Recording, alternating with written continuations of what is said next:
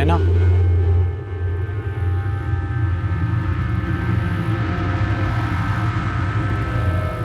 नैना, इलाहाबाद चलना होगा। क्यों? अब इतने सालों बाद हुआ क्या है मामा जी? पुलिस कह रही है कि उनके हाथ रोहन लगा है।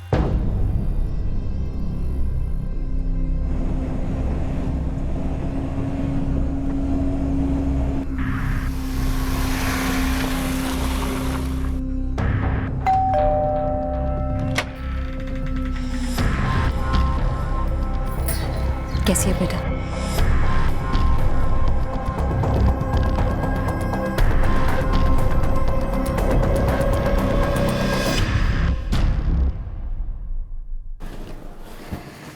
सुनिए, बात क्या है? पुलिस ने क्या कह दिया कि रोहन मिल गया? आपके तो चेहरे का रंग ही उड़ गया। ऐसा कुछ भी नहीं रेखा, वो खबर सुन के पुरानी यादें उमड़ आई हैं बस।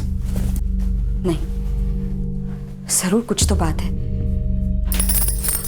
आप हमसे कुछ छुपा रहे हैं ना? नहीं रेखा, हम तुमसे कुछ भी नहीं छुपा रहे, और ये बेवजह शक करना बंद करो। पहली टेंशन कम नहीं है। वही तो, टेंशन क्यों है?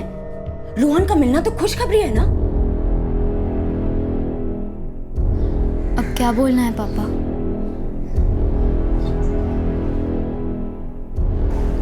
कहाँ है हमारा बेटा?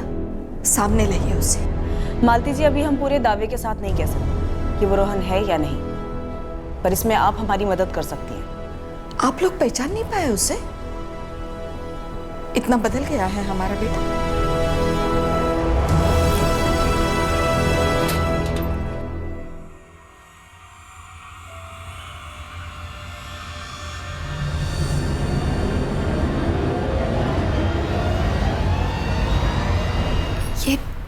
ये सारी चीजें रोहन की हैं,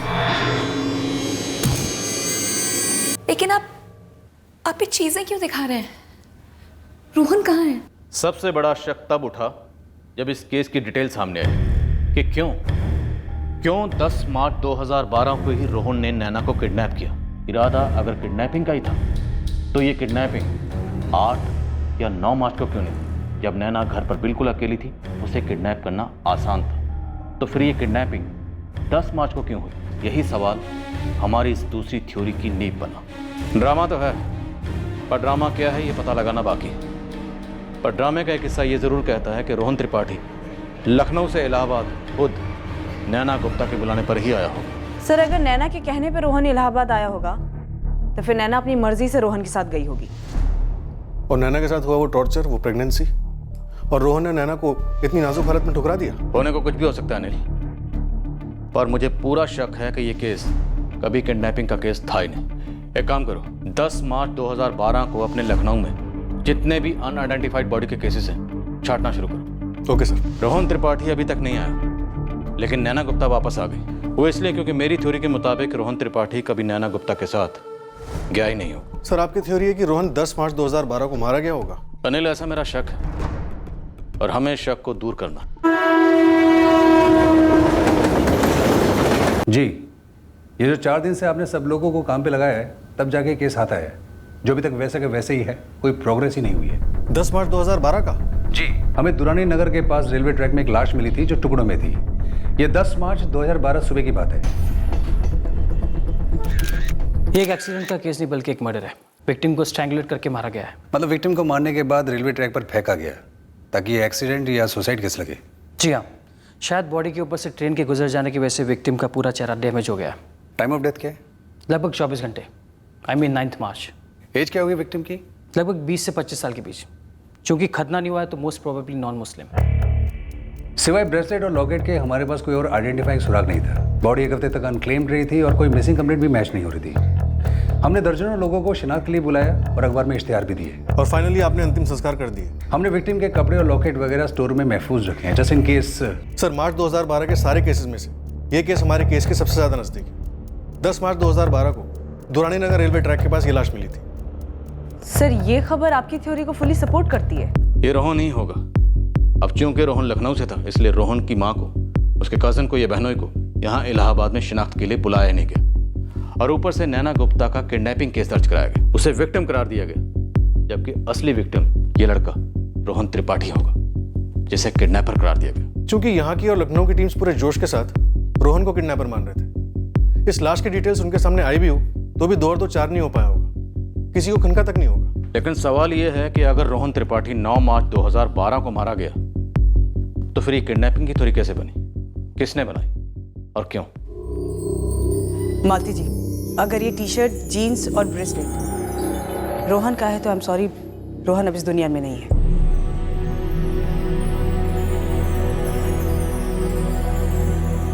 डेथ कैसे हुई? उसकी बॉडी कहाँ है? मालती जी, ये लॉकेट और ब्रेसलेट उस बॉडी पर मिले थे जो 10 मार्च 2012 को यहाँ इलाहाबाद से 20 किलोमीटर की दूरी पर दुरानी नगर रेलवे ट्रैक पर मिली थी। शायद वो बॉडी आपके बेटे रोहन की थी। 10 मार्च 2012?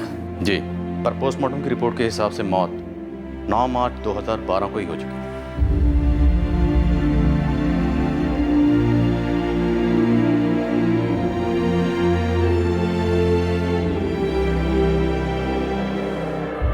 मार्च 2012 से हमारा बेटा जिंदा नहीं था? लग तो ऐसे ही रहा मालती। मालती जी, जैसा आप सोच रही हैं शायद वो बिल्कुल सही है। रोहन ने ना ही नैना की किडनैपिंग की थी और ना ही उसने ऐसा कोई भयंकर अपराध किया था जिसका उस पर इल्जाम लगाया जा रहा था। हमारा बेटा निर्दोष था। आपका बेटा रोहन ना सिर्फ निर्दोष था बल्कि उसका कत्ल भी किया गया और अब हम पता लगाएंगे कि दोषी कौन है। 5 साल आप बार हमसे एक सवाल पूछते रहे कि क्या हमने रोहन की किडनैपिंग में उसका साथ दिया है, और हम बार ये कहते रहे कि हमारा रोहन ऐसा नहीं कर सकता, पर आपने हमारी एक बार नहीं सुनी। हम मानते हैं हमारे डिपार्टमेंट से गलती हुई। 5 साल पहले पता चल जाना चाहिए था कि माजरा क्या। 5 साल से हम हमारे सच्चे अच्छे निर्दोष बच्चे को बद्दुआएं देते रहे, जबकि उसको मारा गया था।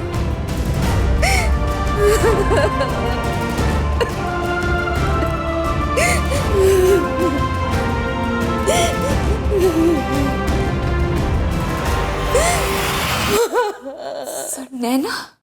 जी,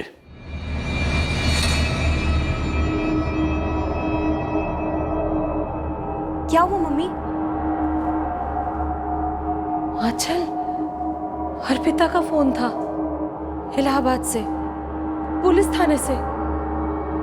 वो तो बोल रही थी कि रोहन 9 मार्च 2012 को ही मर चुका था। क्या? लेकिन ऐसा कैसे हो सकता है? तो नैना दीदी ने झूठ क्यों बोला? कहाँ थी वो 2 साल? The number you have called is currently switched off. क्या हुआ रे हीरा, अभी भी फोन नहीं लग रहा है क्या? नहीं अम्मा, अम्मा लक्ष्मी पक्का सरसों का तेल लेने गई ना, या कुछ और? बोला तो तेल ही था और हमने सुना भी तेल। शाम होने को आई है रे, अभी तक आई क्यों नहीं? नैना, इतने दिनों तुम चुप थी क्योंकि रिकॉर्ड्स के हिसाब से तुम अगवा की गई थी, गायब थी। कहाँ गायब थी तुम इतने दिनों? और कहाँ गायब थी तुम्हारी इंसानियत, तुम्हारा जमीर?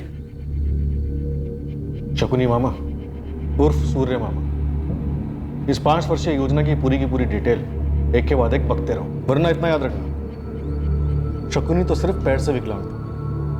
इस थाने में तुम्हें कहां से विकलांग करेंगे इसका तुम्हें अंदाजा भी नहीं। हम तो सिर्फ सिपाही थे, सरदार तो ओम जीजा जी थे। 9 मार्च 2012 को ही तुम लोगों ने रोहन त्रिपाठी को मार दिया था, है ना? धोखा हुआ था हमारे साथ।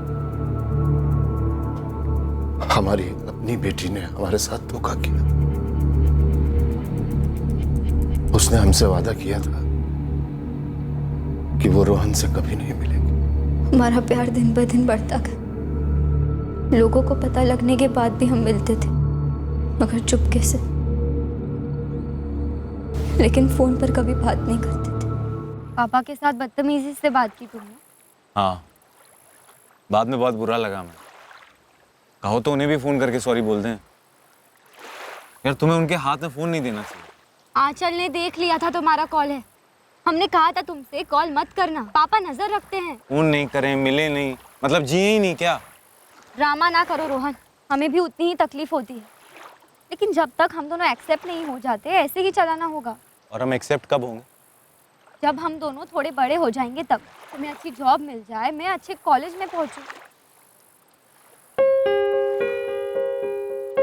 तुम जब तक कहोगी ना, हम तब तक तुम्हारे लिए इंतजार करेंगे। लेकिन ये हफ्तों कोई खबर नहीं, कोई मुलाकात नहीं, घुटन सी होने लगती है यार। Same same same. रोहन को हमने ही बताया था कि हम इलाहाबाद से एग्जाम्स दे रहे हैं।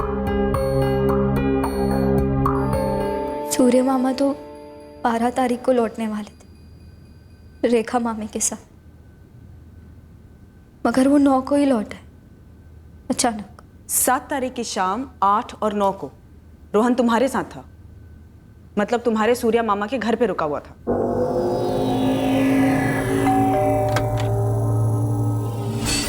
कैसी हो नैना? कैसे जा रहे तुम्हारे एग्जाम?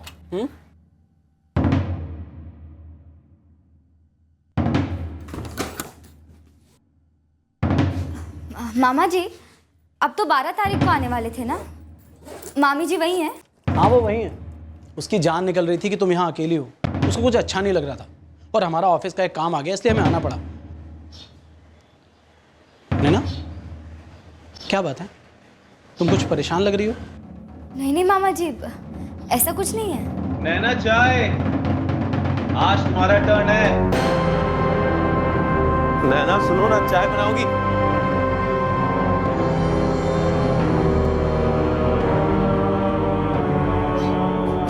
मामा जी ये ना हमारा दोस्त है, हमारे एग्जाम्स के प्रिपरेशंस के लिए हेल्प करने आया है हमारे। कहीं इस दोस्त का नाम रोहन तो नहीं है? हमने अपनी बेटी नैना पर बहुत भरोसा किया था। जब उसने हमसे कहा था कि अब कोई चक्कर नहीं, रोहन का नाम तक नहीं लिया जाए, लेकिन जब उसने ऐसा किया तो हमें ऐसा लगा कि हमारी पीठ पर किसी ने खंजर घोंप दी।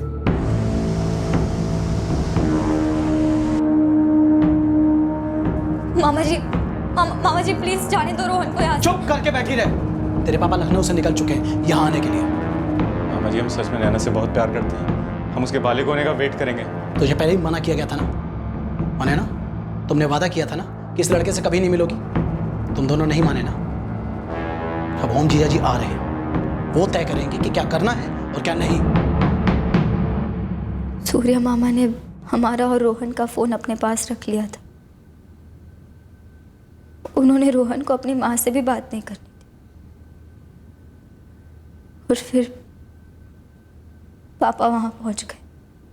Uncle ji please please uncle ji हमें माफ कर दीजिए, हम जानते हैं हमसे बहुत बड़ी गलती हुई है यहाँ पर ऐसे आके, प्लीज हमें माफ कर दीजिए।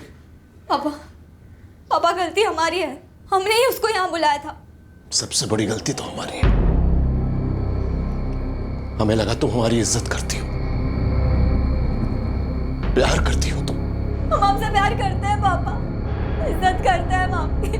अंकल जी प्लीज आप नैना पे गुस्सा मत होइए, उसकी कोई गलती नहीं, उसने तो अपनी तरफ से सब बंद कर दिया था, हम ही वापस उससे कांटेक्ट बनाया। और तू हमें धमकियां दे रहा था कि चाहे जैसे भी हो तू हमारी बेटी को हमारी नाक के नीचे से ले जाएगा।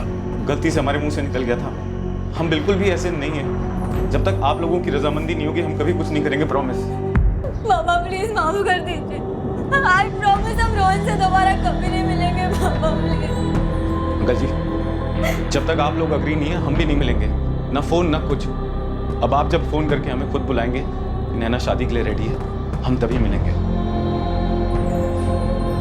अब हम जाएं? हम तुझे फोन करके बताएंगे कि हमारी बेटी शादी के लिए रेडी है।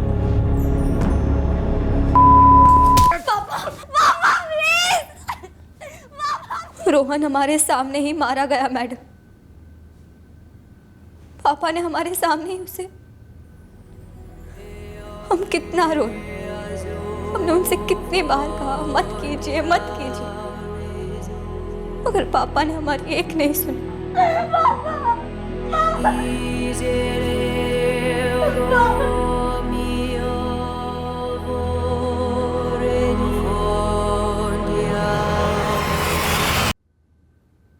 बहुत बड़ी गलती की रोहन को मार के। किसी का गला जान जाने तक दबाना गलती नहीं, मर्डर कहलाता। कबूल करते, हमें ऐसा नहीं करना चाहिए था, पर हो गया। जीजा जी, लड़का मर चुका है, उसकी लाश को ठिकाने लगाना होगा।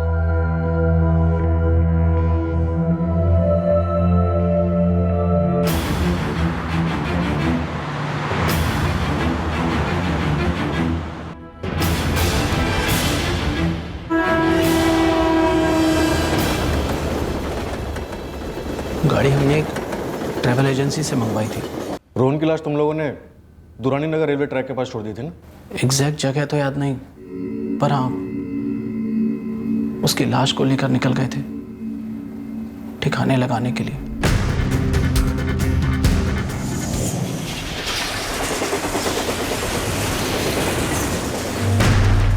एक सुनसान जगह पर हमने उसका बैग और बटुआ जला दिया था। तो 2012 से 2014 इन 2 सालों में तुम कहाँ थी? और ये तो ऑब्वियस है कि तुम झूठ बोल रही हो कि रोहन ने तुम्हें वाराणसी स्टेशन पे छोड़ा था। और वो बच्चा किसका है? तुम्हारी चीखें सुनाई देती हैं, पर सिर्फ हमें, लेकिन हम सुन नहीं सकते। नहीं, हमें सुना ही नहीं देता। कोई और नहीं है सुनने वाला। तुम ही जिम्मेदार हो, जो तुम पर बीत रही है उसकी। हम चुप रहे, हमने जो कुछ भी सहा शायद वो इसी की सजा है। नहीं नैना, सजा भी तुम्हें हुई नहीं है, क्योंकि सजा देने का काम कानून का है। फिलहाल तुम हमें ये बताओ कि इन 2 सालों में तुम कहाँ थी, चुप क्यों थी, और ये बच्चा किसका है?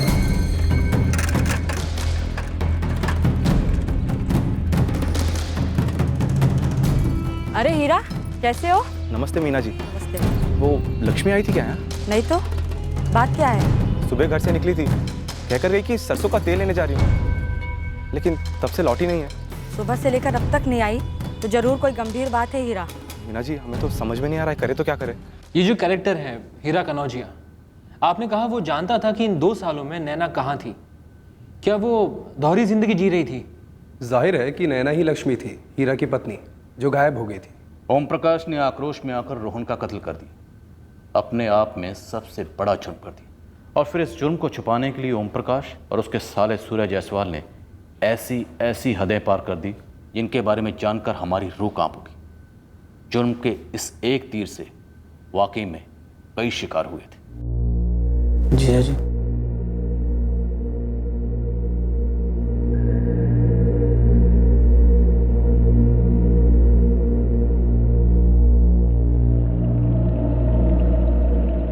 कुछ खाओगी? जीजा जी, नैना कभी भी टूट सकती है, और अगर वो टूट गई तो हम जिंदगी भर के लिए अंदर हो जाएंगे। इतना बड़ा धोखा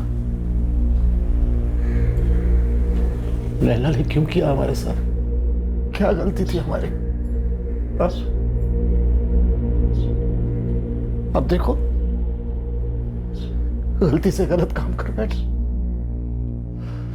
नहीं मारना चाहिए था हमें रोहन को, काबू में रखना चाहिए था। संभालिए अपने आप को, काबू में रखिए और सोचिए कि क्या करना है। देखिए, नैना इस हालत में नहीं है कि वो अपना एग्जाम लिख पाए, और आप उसे लखनऊ भी नहीं ले जा सकते। रोहन इस दुनिया में नहीं है, ये बात सिर्फ हम तीनों जानते हैं, आप, हम और नैना। अब क्या करना चाहिए?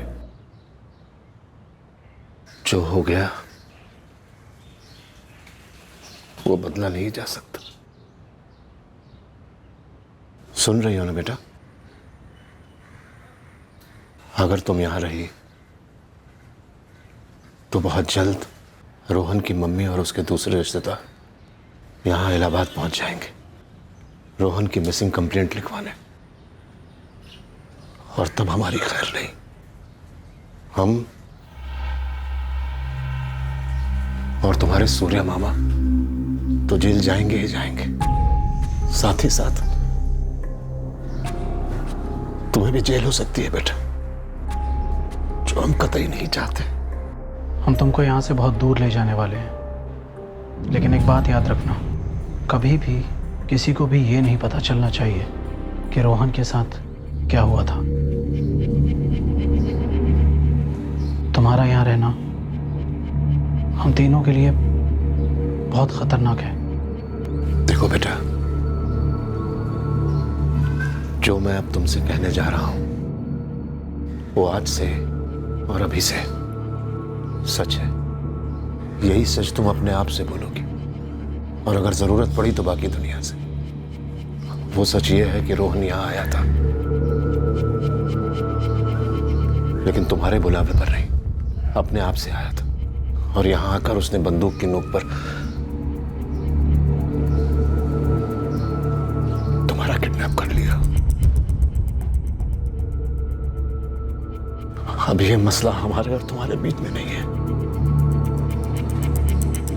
ये मसला हमारे पूरे परिवार का है बेटा।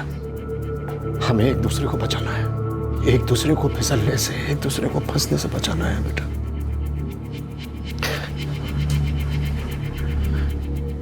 नैना, तुम बहुत छोटी हो बेटा, सारी जिंदगी पड़ी है तुम्हारे सामने अभी। आप तो ऑफिस के काम से बाहर गए थे, इलाहाबाद कैसे पहुंच गए? हाँ, हम ऑफिस के काम से ही गए थे, लेकिन सूर्या ने फोन करके हमें इलाहाबाद बुला लिया। एक बुरी खबर है विद्या। क्या हुआ? नैना तो ठीक है ना? नैना यहाँ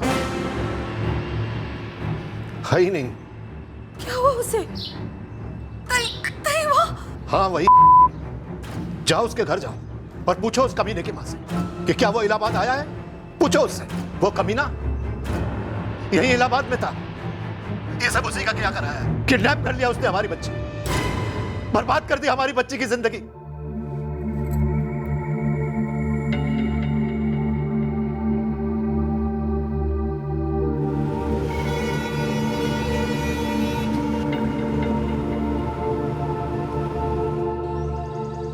हमारी जान पहचान का एक आदमी अपने परिवार के साथ एक छोटे से गांव में रहता है।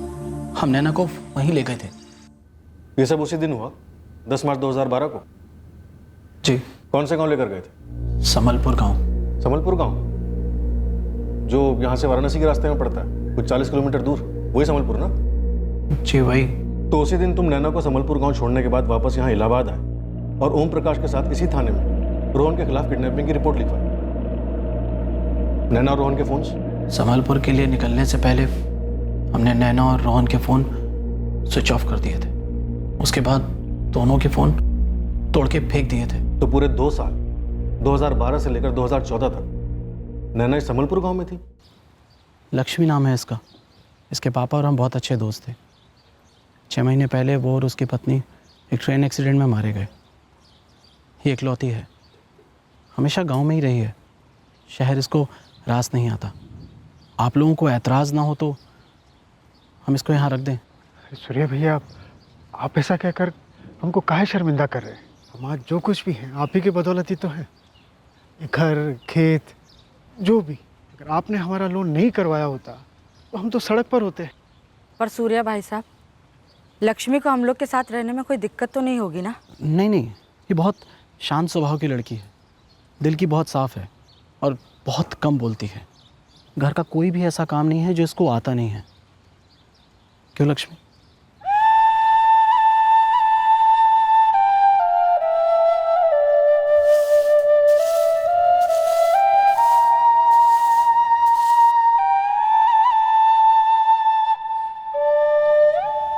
बारहवीं में 95 से ज़्यादा मार्क्स का एम रखने वाली कंप्यूटर इंजीनियर बनने का ख्वाब देखने वाली अपनी लाडली लड़की को तुमने एक देहाती घर में बतौर नौकरानी रख दिया, उसका नाम बदलकर, उसे अनाथ बताकर, और ऊपर से शादी भी करवा दी। क्या उसके पति को भनक थी कि उसकी पत्नी लक्ष्मी खोटी है?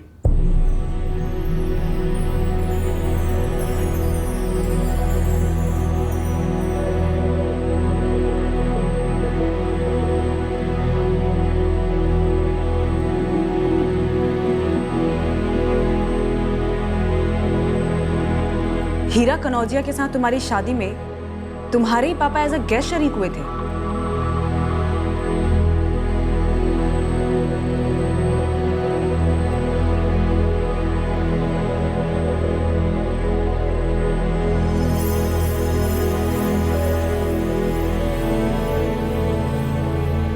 तो तुम्हारा ये बच्चा हीरा से है? जी, हमारे पति। तो फिर 2 साल बाद 7 महीने की प्रेगनेंसी की हालत में वाराणसी आकर अपनी मम्मी को फोन करने का मकसद क्या था? हम कठपुतली थे मैडम। हमारी डोर पापा और सूर्य मामा के हाथों में थी। सूर्य भैया, बोलने में तो बड़ा अजीब सा लग रहा है, पर बोलना तो पड़ेगा ना हमको। वो हीरा जो है लक्ष्मी को हमारे घर छोड़ गया डिलीवरी के लिए। भाई साहब, जब तक लक्ष्मी की शादी नहीं हुई थी तब तक तो हमने उसको संभाला, पर अब हम लोगों से ये जिम्मेदारी नहीं उठाई जाएगी। भाई, तुम्हारी पत्नी को कुछ भी करने की जरूरत नहीं है, हम यहाँ से पूरा खर्चा भेजेंगे। कोई नौकरानी रख लो। पैसा तो आपने हमेशा हाथ खोलकर ही खर्च किया है, लेकिन हर चीज पैसे से थोड़ी ना खरीदी जा सकती है। हमारी घरवाली मीना ने तो हाथ ही खड़े कर दिए। बात पैसे की नहीं, जिम्मेदारी की। और वो तो यहाँ तक कह दी है कि आप लोग इसे इलाहाबाद क्यों नहीं बुलवा लेते, वहीं डिलीवरी क्यों नहीं करवा लेते। कौन डर है, वहम है, वो सब हमको नहीं पता, पर हम लोगों से अब ये काम नहीं होगा।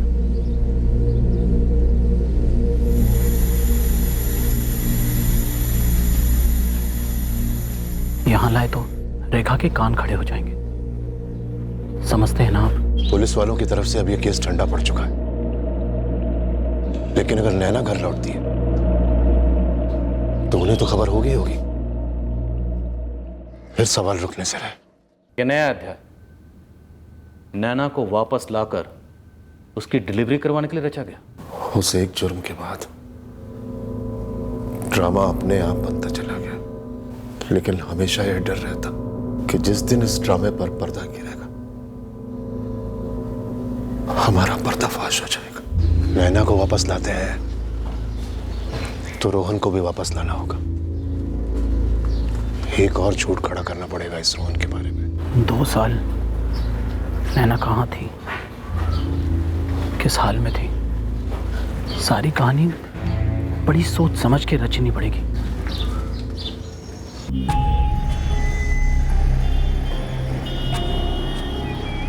याद है ना बेटा, फोन पर मम्मी से क्या बोलना है?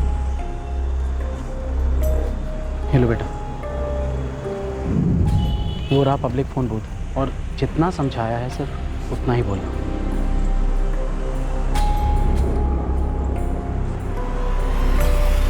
नैना, अब तो मेरे लिए मानना और भी मुश्किल होता जा रहा है कि तुम तब भी वही डरी हुई बेचारी नैना थी जो अपने पापा और मामा के हाथों की कठपुतली थी।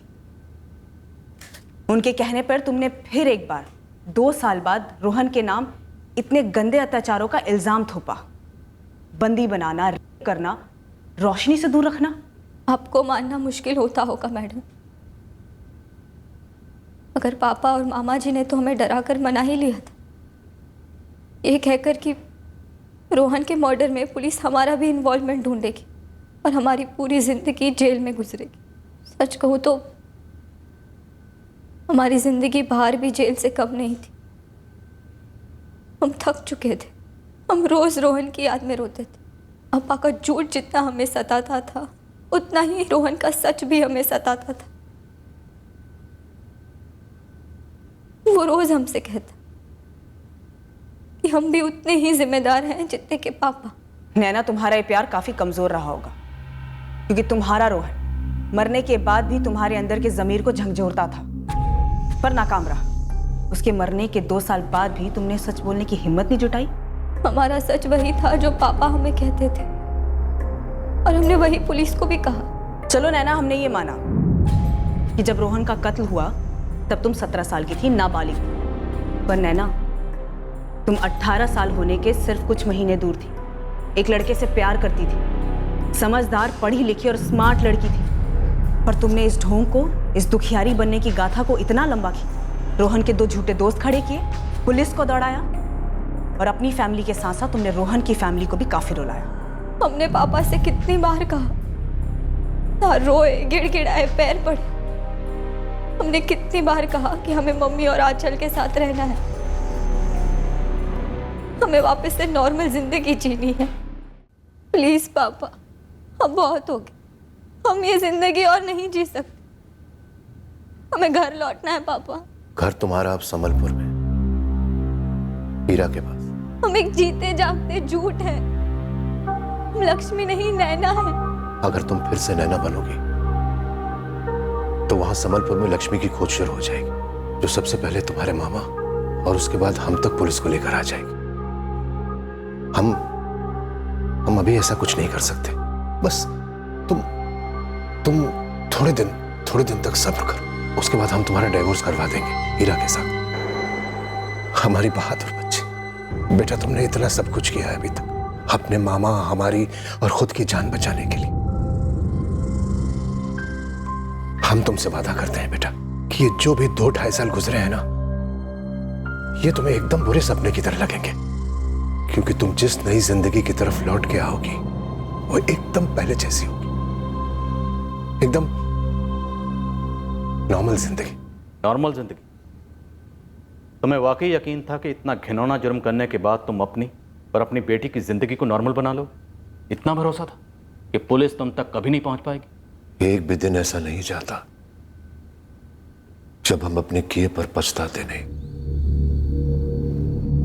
अपने गुस्से को कोसते नहीं। नैना, तुम्हें गिरफ्तार किया जा रहा है रोहन त्रिपाठी की हत्या में साथ देने के लिए, रोहन पर झूठे इल्जाम लगाने के लिए और पुलिस से सच छुपाकर उसे गुमराह करने के लिए।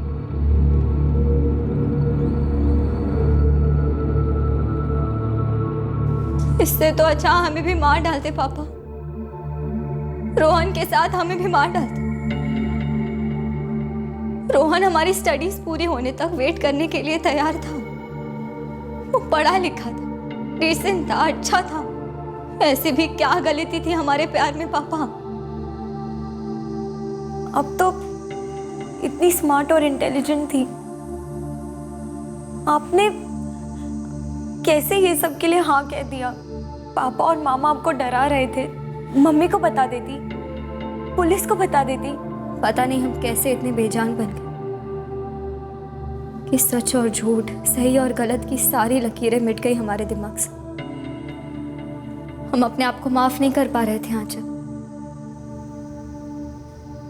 और साथ ही अपनी सारी गलतियों को सुधारने की हिम्मत भी नहीं जुटा पा रहे थे। हम रोहन के कत्ल के भी गुनहगार हैं,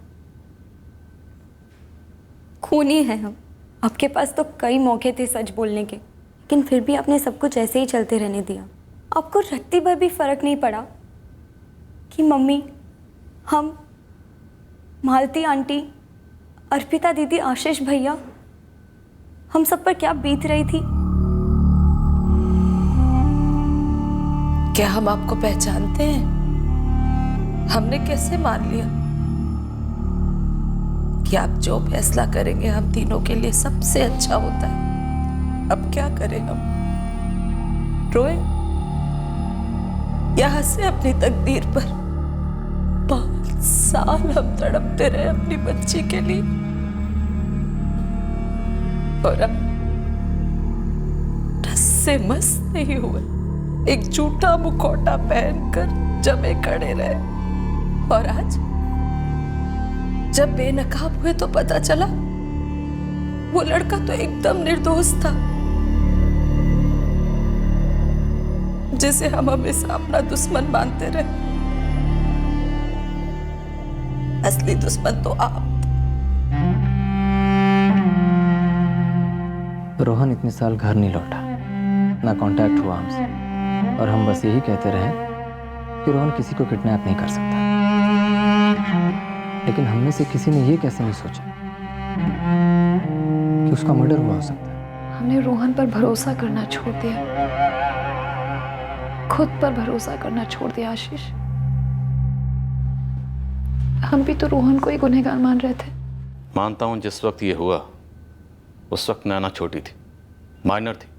5 साल में उसे एक बार भी इस बात का एहसास नहीं हुआ कि जिस लड़के से वो प्यार करती थी उसका बेरहमी से कत्ल कर दिया गया, वो भी उसकी नज़रों के सामने, और उस लड़के के परिवार वालों से इस तरह क्वेश्चनिंग की जा रही थी। पर वो यहाँ थी ही कहाँ सर? वो तो कोई और बनकर कहीं और थी। विद्या जी, वो कोई और बनकर कहीं और थी तो ज़बरदस्ती थी, लेकिन वो यहाँ आई थी 2 साल बाद, आपसे मिली थी, पर तब भी उसने वही झूठ बोला। यहाँ हम ये मानकर चल रहे थे कि सब कुछ किया कराया रोहन का है, पर असली किया कराया तो आपकी बेटी नैना, आपके पति ओम प्रकाश और आपके भाई सूर्य जायसवाल का था। और जब वो 2 साल बाद आपसे मिली तब भी आप इस बात के लिए राज़ी हो गई कि उसे घर नहीं लेके जाएंगे। आपने एक बार भी नहीं सोचा कि आपकी बेटी कहाँ रह रही है, किस हाल में रह रही है? हम उनके कहने को ही सच मानते रहे। बहुत भरोसा था हमें नैना के पापा पर। विद्या जी, बाहर एक शख्स बैठा है, उसके भरोसे की धज्जियां उड़ चुकी हैं। वो शख्स आपकी बेटी नैना को 4 साल से अपनी बीवी लक्ष्मी समझकर उसके साथ शादीशुदा जिंदगी बसर कर रहा था। अब उसे पता चला कि दरअसल उसकी ये 4 साल की शादीशुदा जिंदगी झूठ का एक बुलबुला थी। वो लक्ष्मी नहीं है? नहीं हीरा, उसका नाम नैना गुप्ता है। हमारा और लक्ष्मी का एक छोटा सा बेटा है। पिछले 4 साल से हम दोनों पति पत्नी हैं और अब अचानक कोई और है। साहब, ये तो धोखा हुआ ना? धोखा सिर्फ तुम्हारे साथ ही नहीं, कई लोगों के साथ हुआ है। खुद नैना यानी तुम्हारी लक्ष्मी के माँ और बहन के साथ धोखा हुआ है। जिस लड़के रोहन को उसके पिता ने मारा, उसके परिवार वालों के साथ धोखा हुआ है। पुलिस फोर्स को 5 साल तक गुमराह किया गया। और हाँ, तुम्हारे साथ भी धोखा हुआ है, बहुत बड़ा धोखा।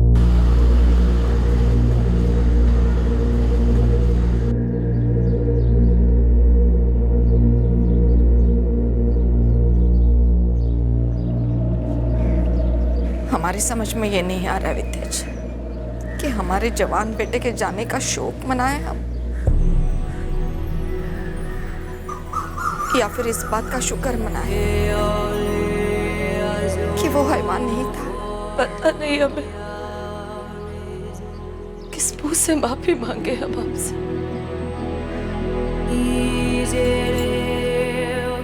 फिर भी आपने हमसे ज्यादा सहा, कहीं ज्यादा। हो सके तो हमें माफ कर दीजिए।